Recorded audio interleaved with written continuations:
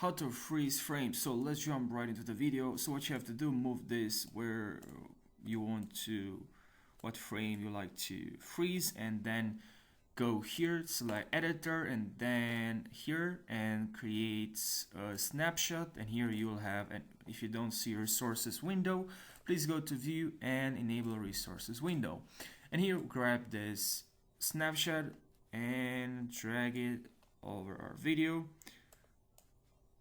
You can also make this bigger, and here we can also delete, shift control K and make a cut, or you can also go to editor and click on this button and control K. Now right click on this video, delete, and select this video, delete, and select this snapshot, and now we have a snapshot.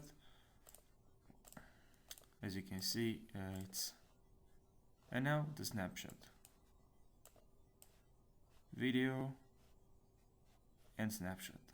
Thank you for watching this video. Don't forget to subscribe for more tutorials and like this video if this video helped you out. I really appreciate that. Thank you for watching, and I'll see you in the next tutorial. Take care.